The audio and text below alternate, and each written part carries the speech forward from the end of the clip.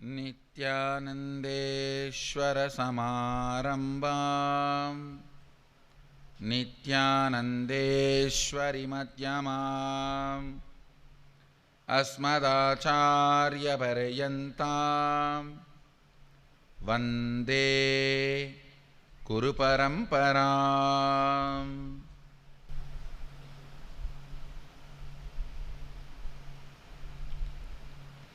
உங்கள் அனைவரையும் வணங்கி வரவேற்கின்றேன். இந்த எளிய நேரத்தில் கல்பதரு தியான சத்சங்கத்திற்காக இங்கு வந்திருக்கும் சர்வஞ பீட எஜமானர்கள், சத்சங்கிகள், ஸ்ரீமகன் மகந்த் மற்றும் அன்பர்கள், பக்தர்கள், சீடர்கள், நித்யானந்த தொலைக்காட்சி, ஷாலினி தொலைக்காட்சி,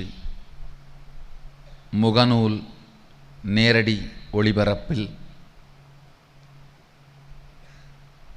சமூக வலைத்தளமான யூடியூப் நேரடி ஒளிபரப்பில், இருமுனை காணொளி காட்சி வழியாக பல்வேறு நாடுகளிலும் அமர்ந்திருக்கும் உங்கள் அனைவரையும் வணங்கி வரவேற்கின்றேன்.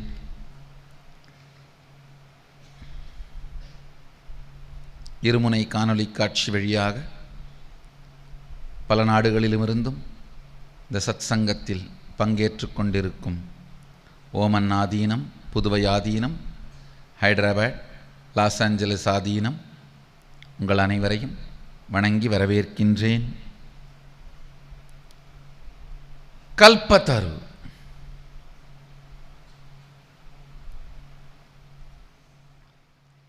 இந்த ஒரு வார்த்தையில் சொல்லப்பட்டிருக்கும் உண்மைகளையும் சத்தியங்களையும் உரைக்க முயற்சித்தாலே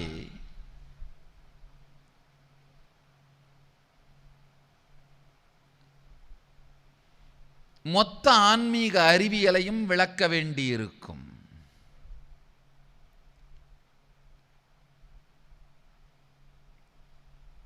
திருக்குறளை பற்றி சொல்லும் பொழுது ஒரு புலவர் சொல்வார், கடுகை துளைத்து 7 கடலை புகட்டி. கடுகை துளைத்து 7 கடலையும் அதற்குள் புகட்டி அழித்ததாக. இந்த வரியை படித்த உடனே ஔவைக்கு கோபம் வந்து விட்டது. ஔவை பிராட்டி சொல்கிறார், முட்டாளே, அணுவை துளைத்து 7 கடலை புகட்டி என்று சொல்கிறாள்.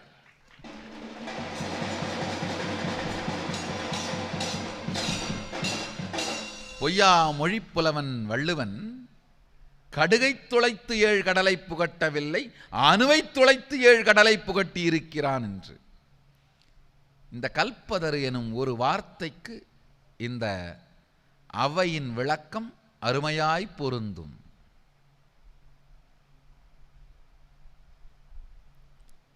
நேற்றைய சத்சங்கத்தில் சித்தி என்றால் என்ன, சக்தி என்றால் என்ன என்று விளக்கிக் கொண்டிருந்தேன்.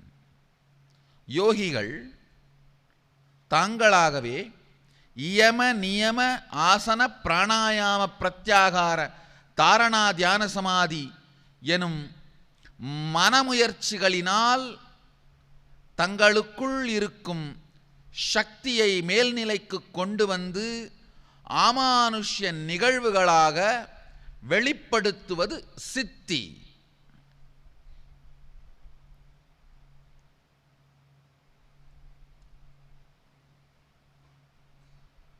ஞானிகள் தங்களுடைய சுத்தாத்வைத சுகபோத இருப்பு நிலையாலே, சுத்தாத்வைத சுகபோத இருப்பின் ஸ்திரத்தன்மையாலே, சங்கல்ப மாத்திரத்தால் ஆமானுஷ்ய நிகழ்வுகளை வெளிப்படுத்துவது சக்தி. யோகக்கலையின்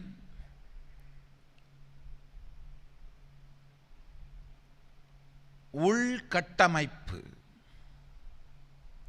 இன்னர் இன்ஃப்ராஸ்ட்ரக்சர், யோகக்கலையின் உள்கட்டமைப்பு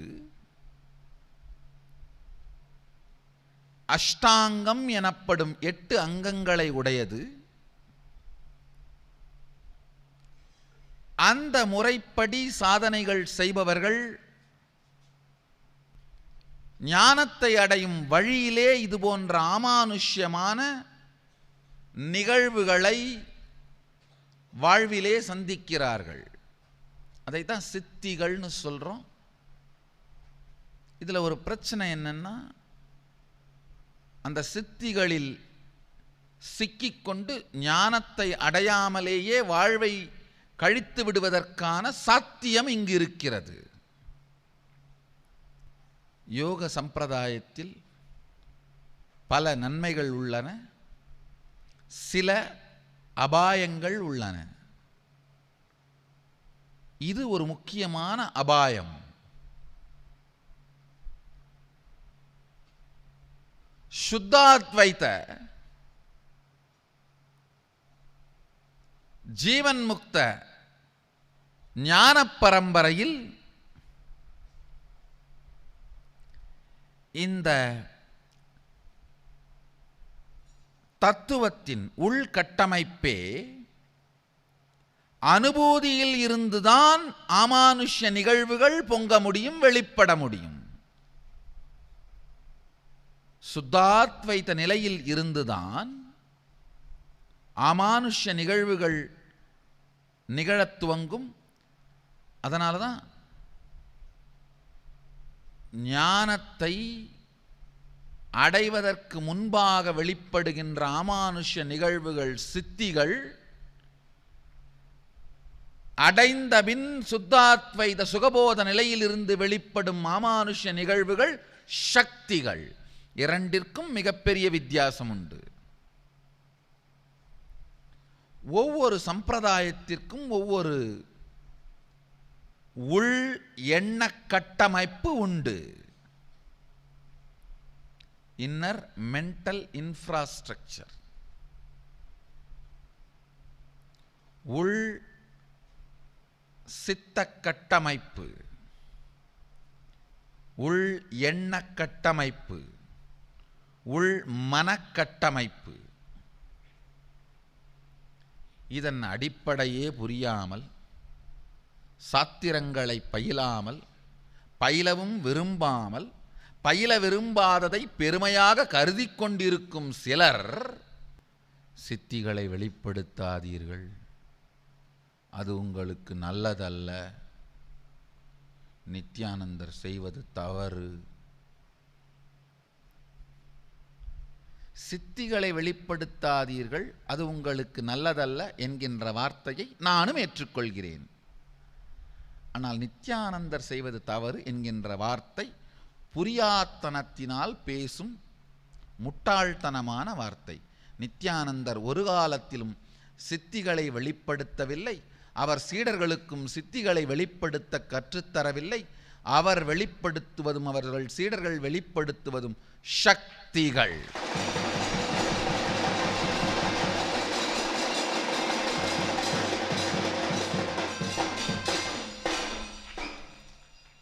சுத்தாத்வைதத்தின் சதாசிவன் நேரடியாக உபதேசித்து அருளிய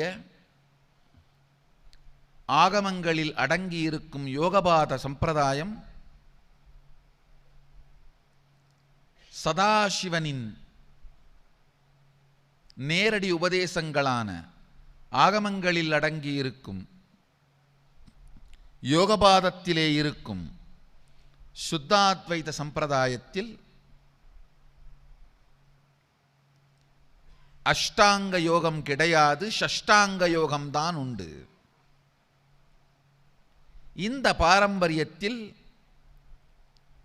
ஞானத்தை அடையும் முன்பாக வழியிலே அமானுஷ்ய நிகழ்வுகள் நிகழ்வதில்லை. இந்த பாரம்பரியத்தின் என்ன உள்கட்டமைப்பே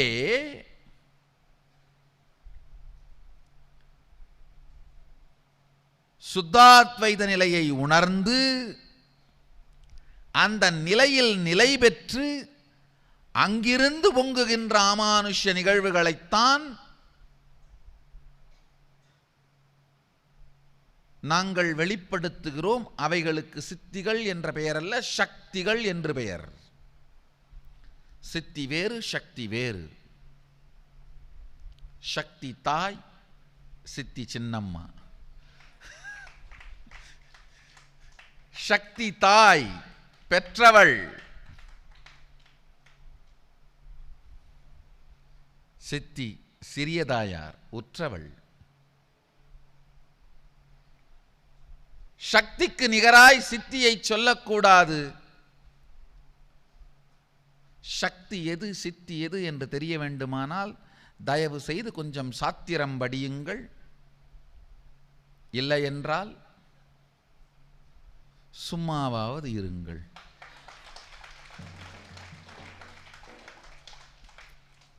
இருக்கின்ற பேரையெல்லாம் வம்புக்கு இழுக்காது சும்மாவாவது சுகமாய் வாழ்க்கையை நடத்தி கொண்டு இருங்கள். யோக பாரம்பரியமும் சுத்தாத்வைத சைவ பாரம்பரியமும் முழுவதுமாக ஒன்றுக்கொன்று மாறுபட்டவை, வேறுபட்டவை.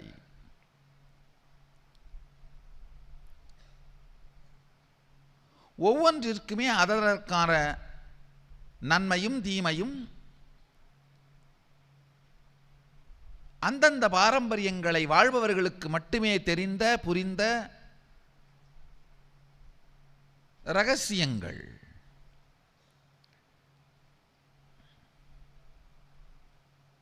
ஒரு விஷயத்தை மட்டும் சொல்லிக்கொள்ள விரும்புகின்றேன்.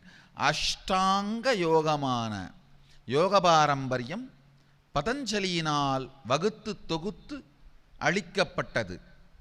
ஷஷ்டாங்க யோகமான யோக பாரம்பரியம் பதஞ்சலி தொழுத எம்பெருமான் அம்பலவாணன் சதாசிவன் நேரடியாய் திருவாய் மலர்ந்து அருளியது.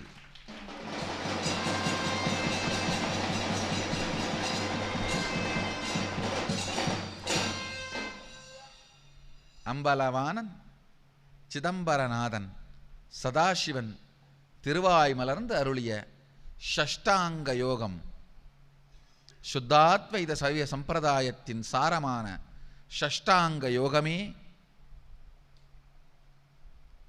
என்னால் உலகத்திற்கு அளிக்கப்படுகிறது, பயிற்றுவிக்கப்படுகின்றது. இந்த சம்பிரதாயத்தில் ஞானமடைவதற்கு முன் சக்திகளோ சித்திகளோ வெளிப்படுவதில்லை. ஞானத்தில் நிலை கொண்டு இருப்பதனால், இருப்பின் பலத்தினால் வாழ்வில் அமானுஷ்ய நிகழ்வுகள் வெளிப்படுகின்றன. வலியின் பலத்தினால் வருகின்ற வலிமை சித்தி, வழிபாட்டின் பலத்தினால். வலி அல்ல, ஆழ்ந்து தெரிந்து கொள்ளுங்கள். வலியின் பலத்தினால் வரும் வலிமை சித்திகள்.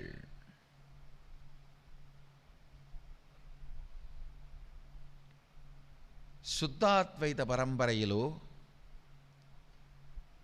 இறைவனோடு ஒன்றாய் இருந்து சுத்தாத்வைதமான ஒருமைத்தன்மையை உணர்ந்து சாயுஜ்ய நிலையில் நிலை பெற்று வரும் களியின் தன்மையால் வெளிப்படும் அமானுஷ்ய நிகழ்வுகள் சக்திகள்.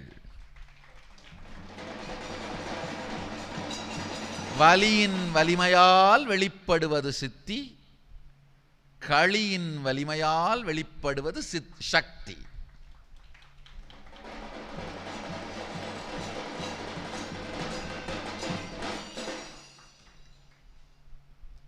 நிறைய பேர் என்கிட்ட கேட்கறது உண்டு, ஏன் சாமி பதஞ்சலி யோகம் உலகம் முழுக்க பிரபலமானதுக்கு எப்படி பிரபலமாயிருக்கோ அந்த மாதிரி ஏன் ஆதிசிவனே சதாசிவனே அருளிய ஆகமத்திலே சொல்லிய யோகபாதம் ஏன் பிரபலமாகல? நன்றாக தெரிந்து கொள்ளுங்கள். பதஞ்சலியின் பேரால் பணம் பண்ணுகிற எல்லோருக்கும் சவால் விடுகின்றேன். ஒரே ஒரு இடத்துல கூட பதஞ்சலி ஒரு ஆசனத்தை கூட சூத்திரத்தால் விளக்கி சொல்லவில்லை. ஒரே ஒரு ஆசனத்துக்கு பதஞ்சலியோட ஒரிஜினல் சூத்திரத்திலிருந்து ரெஃபரன்ஸ் கொடுங்க. ஆசனங்கள் 960ஐயும் அம்பலவானந்தான் ஆகமத்தில் யோகபாதத்தில் தெளிவாக விளக்குகின்றார். ரொம்ப தெளிவா செயல்முறையாக வலது கையை எடுத்து இடது காலின் மீது வைத்து இந்த மாதிரி செய்முறை நுட்பமாக இடது கை மூலமாக வலது நாசியை மூடி செய்முறை விளக்கமாக குனிந்து இரு பாதங்களையும் இரு கைகளால் பற்றி என்கின்ற எப்படி என்கின்ற செய்முறை விளக்கமாக 960 ஆசனங்களையும் யோகபாதத்தில் தான் எம்பெருமான் தெளிவாக விளக்குகின்றார். இத்துணை தெளிவாக எம்பெருமான் ஆகமத்திலே விளக்கி இருக்க ஏன் ஆகமத்தின் யோகபாதம் பதஞ்சலியின் யோகத்தைப் போல உலகம் முழுவதும் பரவவில்லை? ஏன் உலகம் முழுவதும் யோகம் என்றாலே பதஞ்சலியை மட்டுமே கோல் காட்டுகிறார்கள், அஷ்டாங்க யோகத்தை பற்றி மட்டுமே பேசுகிறார்கள்? காரணம் என்ன ஐயா?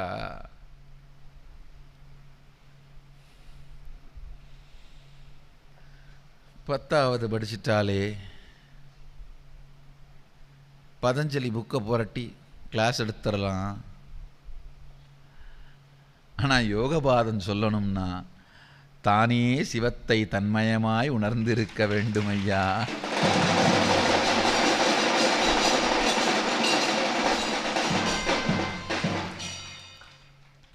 ஆசிரியர்களோ ஆச்சாரியர்களோ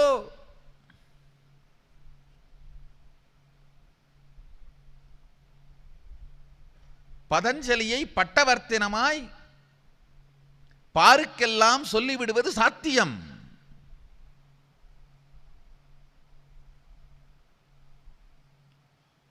ஆசிரியர்களோ ஆச்சாரியர்களோ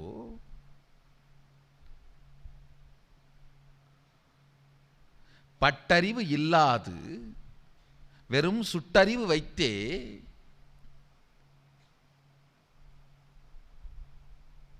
பாருக்கெல்லாம் பதஞ்சலியை பரப்புவது சாத்தியம். பட்டறிவு இல்லாது படிப்பறிவு வைத்தே பதஞ்சலியை பாருக்கு சொல்வது சாத்தியம். ஆனால் சதாசிவன் சங்கரனின் யோகபாதமோ தானே அனுபவித்து தன்மயமே சிவமயமாய் சுத்தாத்வைத நிலையில் இருக்க இருப்பின் வலிமையினால் தீட்சை அளிக்க மாத்திரமே ஆகமத்தின் யோகபாதம் அனுபூதி சத்தியமாய் மாறும். ஆகமத்தின் யோகபாதத்தில் அடிப்படையான தேவை தானே பூரணத்துவம் அடைந்த ஞானமடைந்த சித்தத்தை சிவன்பாலே வைத்து ஆண்பாலும் பெண்பாலும் அலிப்பாலும் கடந்து சிவன்பால் குடித்தவர்கள்.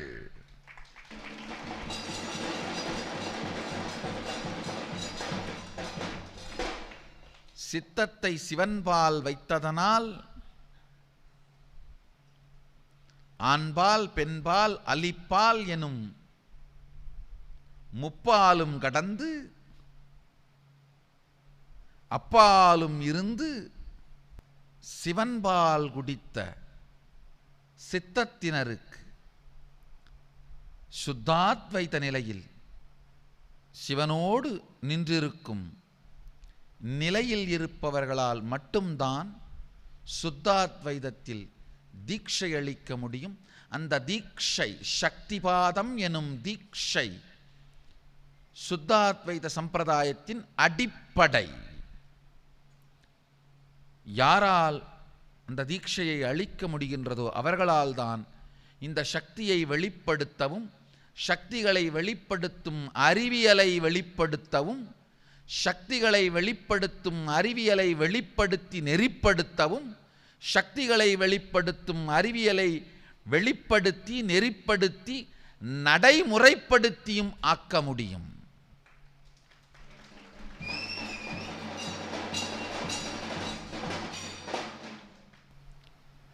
சித்திக்கும் சக்திக்கும் மிகப்பெரிய வித்தியாசம் உண்டு.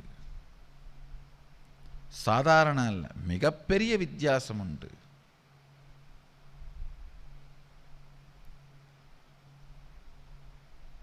சித்தி வலியின் வலிமையால் வருவது, சக்தி சத்குரு ஞானத்தால் அளிப்பது.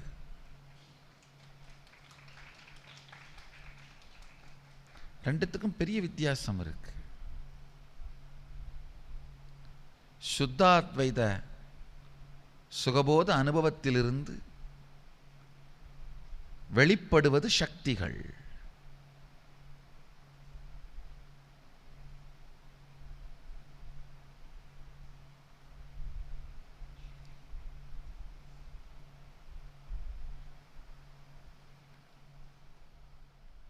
மிகத் தெளிவாக எம்பெருமான் ஆகமத்தில் விளக்குகின்றார். சிவோகம் எனும் அனுபூதி நிலைக்குள் நிலை பெற்று இருப்பவர்கள்தான் முதல் நிலை சிவதீட்சை கூட அளிக்க முடியும்.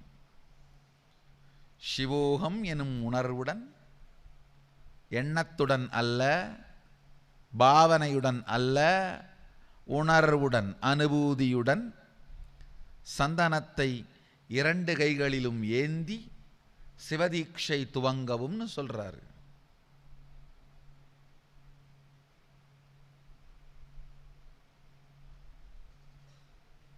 அனுபூதி தனக்குள் மலர்ந்து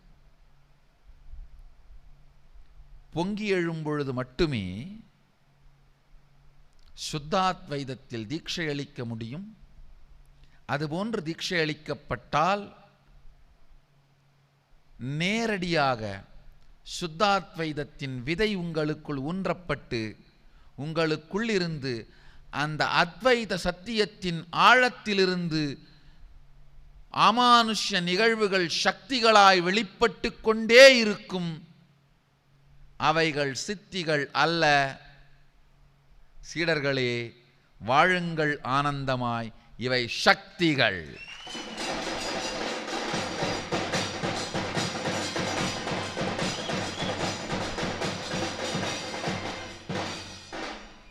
நம் பக்தர்கள் எல்லோருக்கும் நான் சொல்ல விரும்புவது, எக்காரணம் கொண்டும் உங்கள் ஜீவன் முக்த பாதைக்கு தடையாயிருக்கும் எதையும் அனுமதிக்கவும் மாட்டோம். மற்றவர் அனுமதிக்கவும் மாட்டோம்.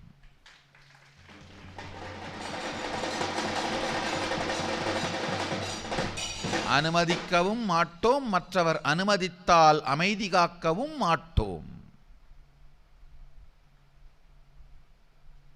சித்தி வேறு, சக்தி வேறு. சித்தி வேறு, சக்தி வேறு. ஒரு குரு எப்படிப்பட்டவராக இருக்க வேண்டும்? மிகத் தெளிவாக எம்பெருமான் ஆகமத்தில் விளக்குகிறார். தனக்கே அனுபூதி உடையவராக, அனுபூதி இல்லாத பண்டிதர்களிடமிருந்து நீங்கள் எதையும் பெற முடியாது. ஏட்டுச் சுரக்காய் கரிக்கு ஆகாது. அனுபூதி இல்லாத பண்டிதர்களிடமிருந்து நீங்கள் எதையும் பெற முடியாது. வெறும் சாத்திரத்தை படித்தவர்களுக்கு உங்களுக்கு அதை வாழ்வியல் சூத்திரமாய் அளிக்கத் தெரியாது. வெறும் தோத்திரத்தை படித்தவர்களுக்கு அதை அனுபூதியாய் உங்களுக்குள் மாற்றத் தெரியாது. வெறும் பண்டிதர்களிடமிருந்து, அனுபூதி இல்லாத வெறும் பண்டிதர்களிடமிருந்து எதையும் பெற முடியாது.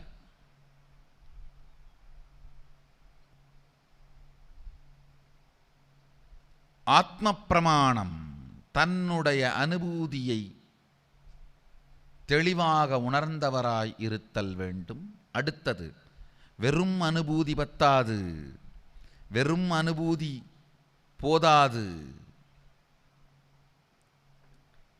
சாஸ்திர பிரமாணம், முன்னோர்கள்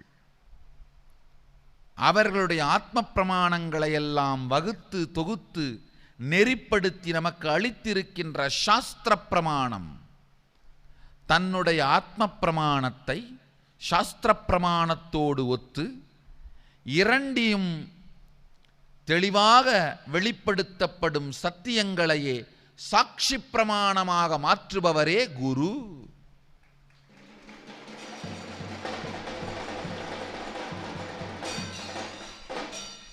சில நேரத்தில் சில பேருக்கு அவர்களுக்கு ஒருவேளை ஏதாவது ஓரிரண்டு அனுபூதிகள் இருக்கலாம், இல்லைன்னு சொல்லலை. ஆனால் அந்த அனுபூதி அவர்களுக்கு மட்டும் நல்லது. அதை உலகத்திற்கு கொடுப்பதற்கு அவர்களுக்கு எந்த உரிமையும் கிடையாது. ஏனென்றால் மற்றவர்களுக்கு அது நல்லதா கெட்டதா என்று அவர்களுக்கு தெரியாது. அவர்களுக்கு மட்டும் உணவாக இருக்கின்ற ஒன்று மற்றவர்களுக்கு விஷமாகவும் வாய்ப்புண்டு. உதாரணத்துக்கு ஒரு குரு அவருடைய தேடுதல் காலத்தில் அசைவ உணவு இல்லாமல் மது மாமிசம் இரண்டையும் விட்டு ஒருவேளை கிடைக்காத காரணத்தால் கூட இருக்கலாம், விட்டு ஏதோ சில யோகங்களை பயின்றார். ஏதோ ஒரு இடத்தில் அவருக்கு ஏதோ ஒரு அனுபவமும் கிடைத்தது. அதை நேரடியாக உலகத்திற்கு சொல்ல ஆரம்பிக்கும் பொழுது அவர் பயின்ற சில யோகங்களையும் கிரியைகளையும் மட்டும்தான் சொல்வாரே தவிர மதுமாமிசங்கள் இல்லாமல் இருந்தது அவருக்கே தெரியாமல் நடந்த செயல் என்பதனால் அது ஒரு முக்கியமான தேவை என்பதை மற்றவர்களுக்கு சொல்லித்தர மறந்து இருக்கும் வாய்ப்புண்டு. அது ஒருவேளை தேவையில்லாத விதி என்று நினைக்கவும் வாய்ப்புண்டு. ஆழ்ந்து புரிந்து கொள்ளுங்கள். வாரத்திற்கு 3 முறை மது அருந்தும் மனிதன் சிரசாசனம் செய்வானேயானால் நிச்சயமாக மனச்சிதைவுக்கு ஆளாவான். மாமிச உணவருந்தும் மனிதன் பஸ்திரிகா போன்ற கிரியைகளையோ தௌதி போன்ற வயிற்றை சுத்தமாக்கும் கிரியைகளையோ செய்தால் மிகுந்த வியாதிகளுக்கும் பக்க விளைவுகளுக்கும் உள்ளாவான். சில குருமார்கள் இந்த மது மாமிசத்தை தவிர்த்தல் போன்ற விஷயங்களை இது போன்ற சில யோகத்திற்கான தேவைகளை சாஸ்திரங்களை படிக்காததனால் அது தேவை என்று தெரியாமல் தன்னுடைய ஆத்ம பிரமாணத்தை மட்டுமே சாட்சியாக வைத்துக்கொண்டு சாஸ்திர பிரமாணத்தை சாராததனால் பக்க விளைவுகளையும் பின் விளைவுகளையும் ஏற்படுத்துகின்ற செயல்களை அறியாமையின் காரணமாக பலருக்கும் பரப்பி பலரையும் உடல் மன நோய்களுக்கு ஆளாக்குகின்றார்கள் என்பதை நீங்கள் உணர்ந்து கொண்டாக வேண்டும். குருடன் குருடனுக்கு வழிகாட்டியது போலே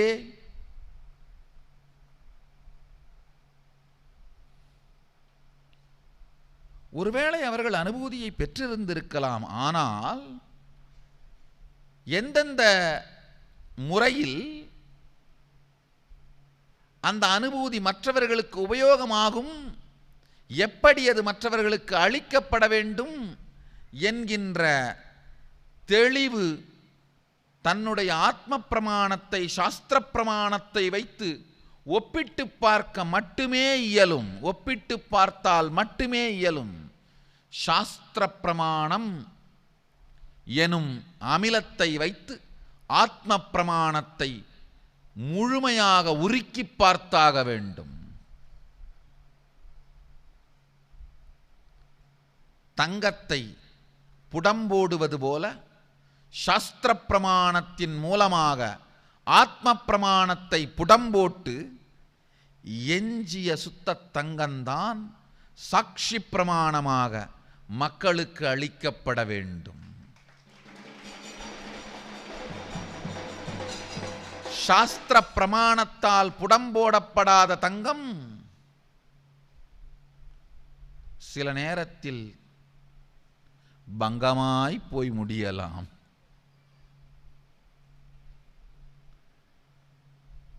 இருபத்து 22 கேரட்டோ இருந்தா தங்கம்னு சொல்லலாம்.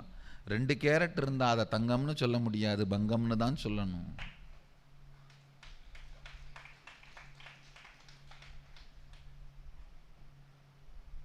தங்கம் 2% தகரம் 98% இருந்தா அதை தங்கம் என்று சொல்ல முடியாதப்பா, பங்கம் என்று தான் சொல்ல வேண்டும்.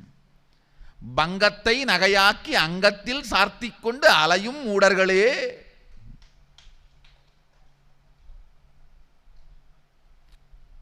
என் அங்கத்தில் இருக்கும் தங்கத்தை மட்டுமே விமர்சிக்க தெரிந்த மூடர்களே,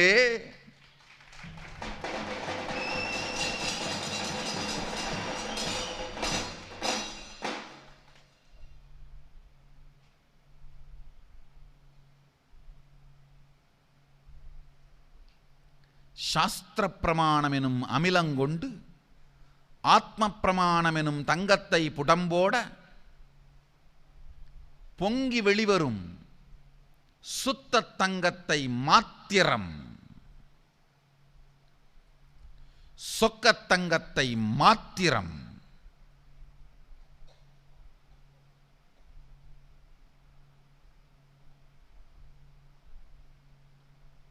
சாட்சி பிரமாணமாக மாற்றுவதே, சாட்சி பிரமாணமாக அளிப்பதுதான் ஒரு குருவின் வேலை. ஆத்ம பிரமாணத்தை சாஸ்திர பிரமாணம் எனும் அமிலத்தில் புடம்போட்டு சதை சாட்சி பிரமாணமாக மாற்றி அளிப்பவரே குரு. ஆழ்ந்து புரிந்து கொள்ளுங்கள்.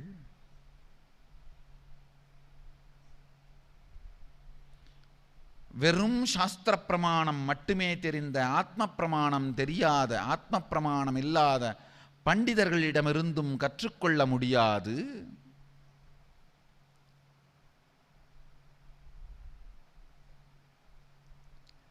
ஏதோ ஓரிரு அனுபவங்கள் நடந்த ஆத்ம பிரமாணம் மட்டும் இருக்கும். சாஸ்திர பிரமாணம் இல்லாத அகங்காரிகளிடமிருந்தும் கற்றுக்கொள்ள முடியாது.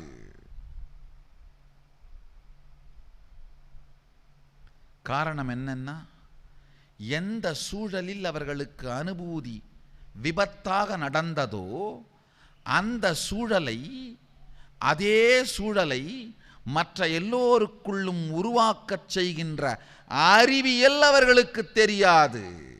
ஏனென்றால் அவர்களுக்குள்ளேயே அது விபத்தாகத்தான் நடந்தது. விபத்தாய் நடந்தோரிடம் இருந்து சென்று கற்பது அபத்தாய் முடியும்.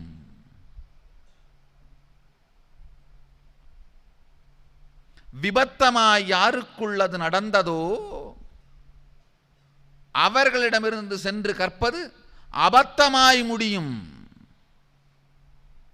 விபத்தாய் நடந்தாலும்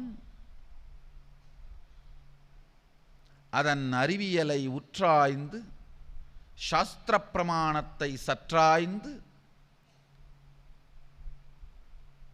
முழுமையாய் உணர்ந்து உங்களோடு பகிர்ந்து கொண்டால் அது உங்கள் வாழ்க்கையை மலரச் செய்யும். தயவு செய்து எந்த ஆன்மீகம் சார்ந்த கலைகளாயினும் சரி, யோகமாகட்டும், ஜோதிடமாகட்டும், வாஸ்து ஆகட்டும், சித்தா மருந்துகளாகட்டும், ஆயுர்வேத மருந்துகளாகட்டும், இந்திய ஆன்மீகம் சார்ந்த எந்த கலையாகட்டும், தயவு செய்து ஆழ்ந்து கேளுங்கள். தயவு செய்து மூல சாத்திரங்களை முழுமையாய் படித்தவர்களிடமிருந்தும் தன் அனுபூதியை உணர்ந்தவர்கள், இந்த 2 தகுதியும் உடையவர்களிடமிருந்து மட்டும் தயவு செய்து கேளுங்கள். பல பேர் என்கிட்ட வந்து கேட்கறது உண்டு, ஜோதிடம் உண்மையா? நான் சொல்கிறது உண்மை, இது பெரிய அறிவியல். இப்போ யார்கிட்ட போகலாம்? ஒரே விடை. எந்த ஜோதிடரிடம் செல்லலாம், எந்த வாஸ்து அறிஞரிடம் செல்லலாம், எந்த நியூமராலஜி கலைஞரிடம் செல்லலாம் என்று என்னிடம் கேட்கும் எல்லோருக்கும் நான் அளிக்கின்ற ஒரே விடை ஆழ்ந்து கேட்டுக்கொள்ளுங்கள். யாரெல்லாம் அந்த கலையின் மூல சாத்திர நூல்களை கற்று உங்களுக்கு மூல சாத்திர நூலை மேற்கோள் காட்டி உங்களுக்கு உரிய அறிவுரைகளையும் ஆலோசனைகளையும் வழங்குவதற்கு தெளிவுடையவர்களாக இருக்கிறார்களோ அவர்களிடமெல்லாம் என்று சென்று ஆலோசனைகளை பெற்று பலன் பெறுங்கள்.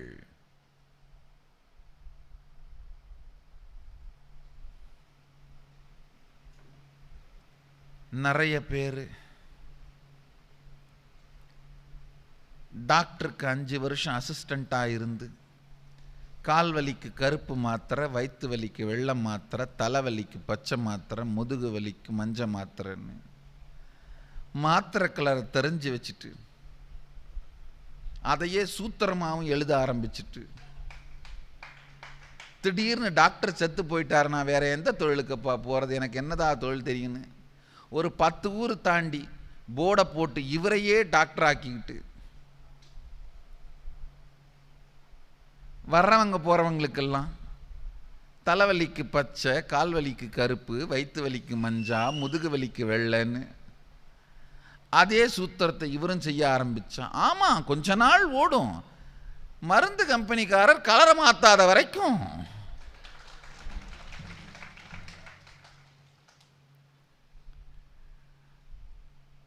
மருந்து கம்பெனிக்காரங்க மருந்தோட சாயத்தை மாற்றினா இவர் சாயம் வெளுத்து போயிடும். ஆழ்ந்து தெரிந்து கொள்ளுங்கள். ஜோதிடம், எண்கணிதம், வாஸ்து, யோகம், சித்தா, ஆயுர்வேதம் இவை எல்லாம் மிகப்பெரிய வைதீக அறிவியல். வைதீக அறிவியல். யாரெல்லாம் மூல சூத்திரங்கள் மூல சாத்திரங்களை சொல்லி அதை சார்ந்து உங்களுக்கு ஆலோசனைகளையும் அறிவுரையையும் அளிப்பதற்கு சக்தி உடையவர்களாக, தெளிவுடையவர்களாக, புத்தி உடையவர்களாக இருக்கிறார்களோ அவர்களிடமிருந்தெல்லாம் பலனை பெற்றுக்கொள்ளுங்கள். தன்னுடைய அனுபூதியை, ஆத்ம பிரமாணத்தை சாஸ்திர பிரமாணம் எனும் அமிலத்தால் புடம்போட்டு புடத்தில் எஞ்சியிருக்கும் சுத்த அனுபவத்தை, சுத்த பிரமாணத்தை சாட்சி பிரமாணமாக உங்களுக்கு அளிக்க வல்லவர்களே குரு. ஐயா, ஒரு விஷயம் சொல்றேங்க. இந்து மதத்திலே யாருமே எதுவுமே புதுசா எதையும் கண்டுபிடிக்க முடியாது, தேவையும் இல்லை. சதாசிவனை விடவும் இவர்கள் வாழ்க்கையில் பெரிதாக எதையும் சாதித்து விடவில்லை. சாஸ்திரங்கள் வேண்டாம் என்று ஒதுக்கிவிட்டு தன் அனுபூதி மாத்திரமே பிரமாணம் என்று நினைத்து யோகத்தையும் ஞானத்தையும் உலகத்திற்கு அளிக்க முயற்சிப்பவர்கள் அவர்கள் அறிந்தோ அல்லது அறியாமலோ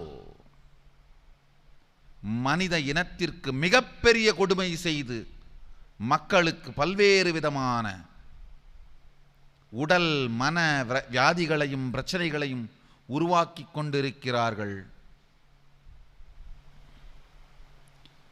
எந்த யோகத்துக்கும், யோகா வகுப்பு,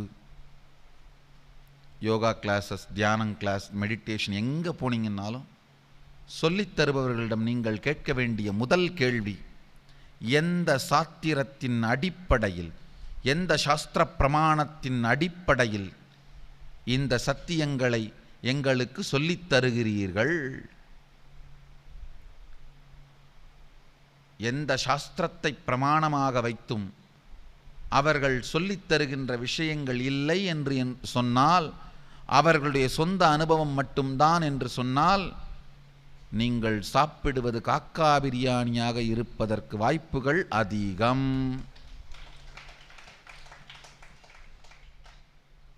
கத்தும் பொழுது ஏன் காக்காய் சத்தம் வருகிறது என்று ஆராய்ந்தால், காக்கா பிரியாணி சாப்பிட்டா குயில் சத்தமா வரும்.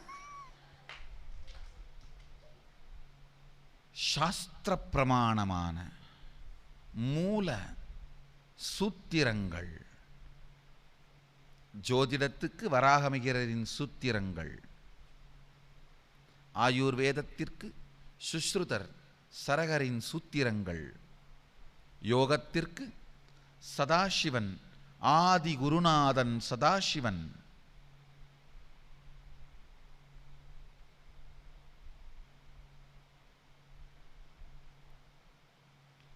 ஆகமங்கள் மூலமாக அருளிய யோகபாத சூத்திரங்கள்,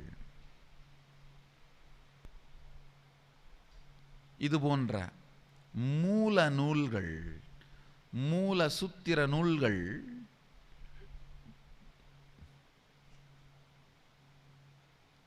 சாஸ்திர பிரமாணங்கள், இவைகளை சார்ந்து ஞானத்தை உங்களுக்கு அளிப்பவரிடமிருந்து மட்டுமே கற்றுக்கொள்ளுங்கள். அவைகளை சார்ந்தே உங்கள் ஆன்மீக வாழ்க்கையை அமைத்துக் கொள்ளுங்கள். அவைகளை சார்ந்தே உங்களுடைய வாழ்க்கையை மலர வைத்துக் கொள்ளுங்கள். சாஸ்திர பிரமாணத்தை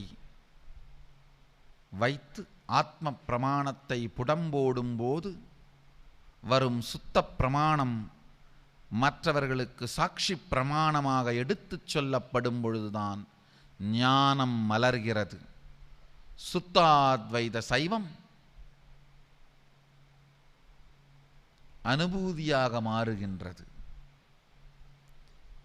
இந்த சுத்தாத்வைத சைவத்தின் அறிவியலே கல்பதரு அறிவியல்.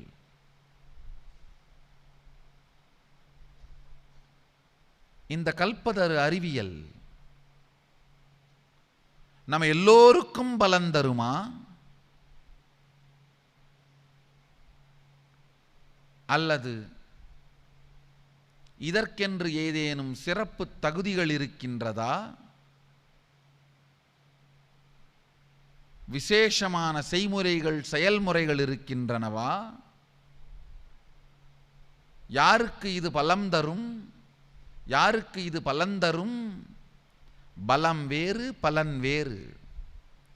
பலம் நல்லதாய் மட்டும்தான் இருக்க முடியும், பலன் கெட்டதாயும் இருக்க முடியும். பலம் வேறு, பலன் வேறு. பலனில் நற்பலன் தீயபலன் என்று இரண்டும் உண்டு. பலத்தில் நற்பலம் தீயபலம் கிடையாது.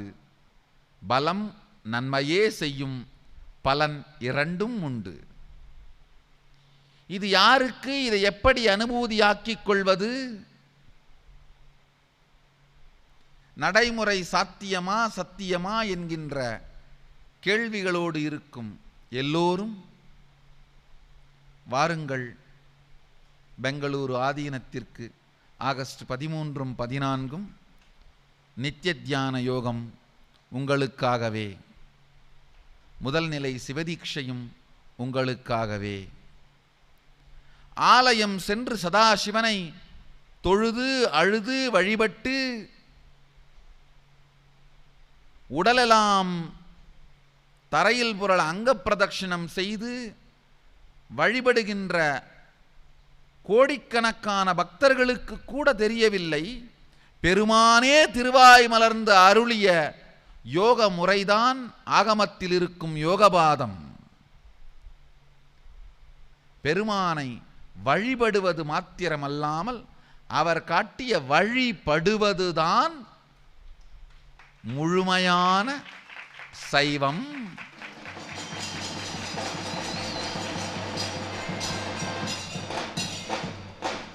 சிவனை வழிபடுவது மட்டுமல்ல, சிவன் காட்டிய வழிபடுவது.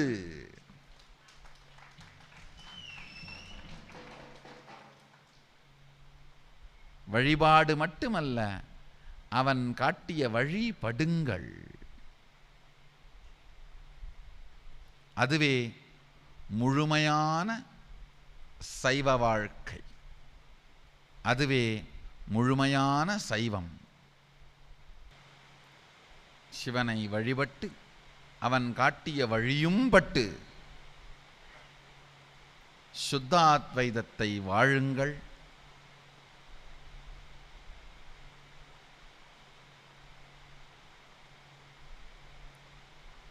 இன்றைய சத்சங்கத்தின் சாரம், ஆத்ம பிரமாணமும் சாஸ்திர பிரமாணமும் கற்றவர்களிடமிருந்து மட்டுமே சாட்சி பிரமாணமாக ஞானத்தை பெற்றுக்கொள்ளுங்கள்.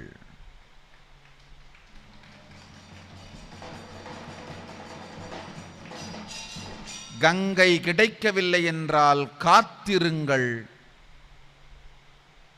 சாக்கடையை அருந்தாதீர்கள். என்றேனும் நீங்கள் கங்கையை தொட முடியவில்லை என்றாலும் கங்கை வந்து உங்களை தொடுவாள்.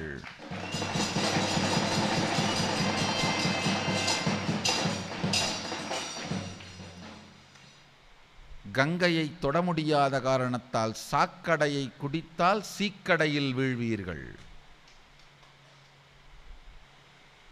பூரணமான சுத்தாத்வைத சைவத்தை வாழ்ந்து நீங்கள் எல்லோரும் நித்யானந்தத்தில் நிறைந்து, நித்யானந்தத்தில் மலர்ந்து, நித்யானந்தத்தில் கரைந்து, நித்யானந்தமாகிட ஆசீர்வதித்து முடிக்கின்றேன். நன்றி. ஆனந்தமாக இருங்கள்.